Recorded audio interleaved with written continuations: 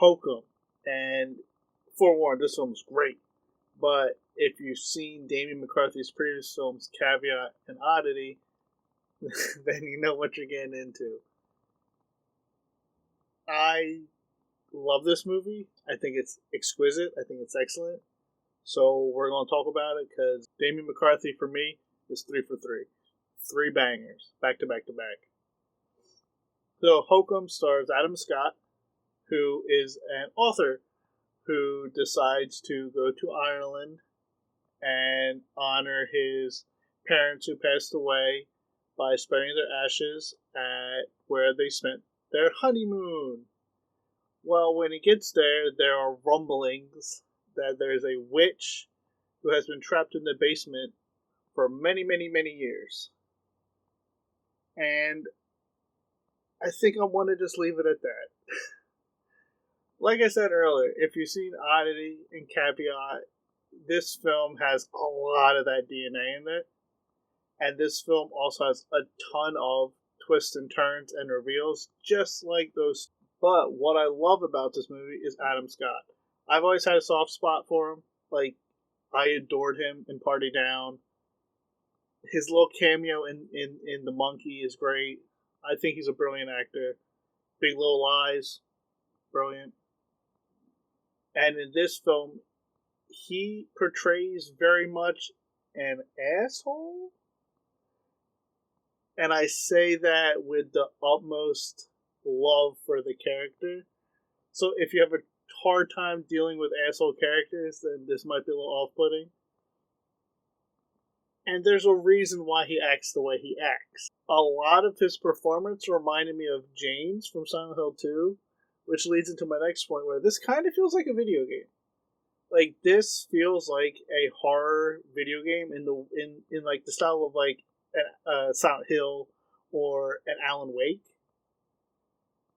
where throughout the film he finds basically items that help him unlock new areas, or he'll try to get to a new area and it's like, oh, you don't have this item, very much like Silent Hill is. And I couldn't help but think of Silent Hill 2 while watching this. And this tackles Irish folklore. I'm Irish, and I don't know much about Irish folklore because I've never delved into like the Celtic runes and symbols and all that stuff. But it's nice to see Irish folklore being put into the mainstream. And this film, essentially, I'm a sucker for single location films. I love when directors, writers, the art team can craft an entire hour and a half, 2 hour, sometimes 2.5 hour film around just one single location, because that's so hard to do. And it's really impressive, especially since it takes place in a hotel, albeit The Shining, just not as huge as the Stanley Motel. And each different location just looks fantastic. The art direction in this is exquisite, and so is the sound design. The sound design makes this film because of course, enclosed location, small corridors, one room for most of the movie, like the movie 1408. Very similar to that too. Is that every creak, every footstep, basically every noise you hear, could it be the character moving, or could it be something out the corner of your eye that you don't necessarily see starting to lurk up on them, you know? And it's just really good filmmaking all around. My only complaint, literally I have one complaint.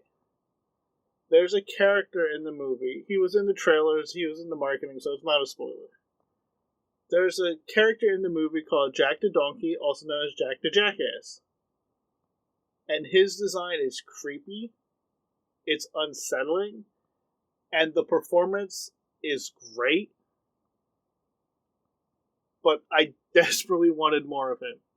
So if there's any extended cut or any deleted scenes with the character, God, I hope they release it.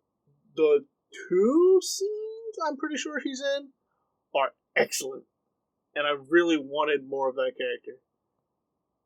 And the only negative I could see for people is that if you're not used to his previous films, how he structures his movies and how he paces them is a little weird.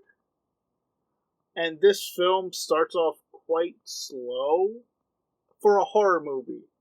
It takes like almost 40 minutes to get to like the first true like horror moments. And for a horror movie, that's a big swing. But because I like Adam Scott so much, I didn't mind seeing this character and learning about him and why he is the way he is before we get to the spooky stuff. So, just forewarned, that could be a turnoff. But yeah, Hokum, one of my favorites of the year easily. Damien McCarthy, cannot wait to see what he creates next. And Adam Scott, do more horror movies, please. You are a great character. So, like always, feel free to like, comment, subscribe. Thanks for watching. Keep being good people.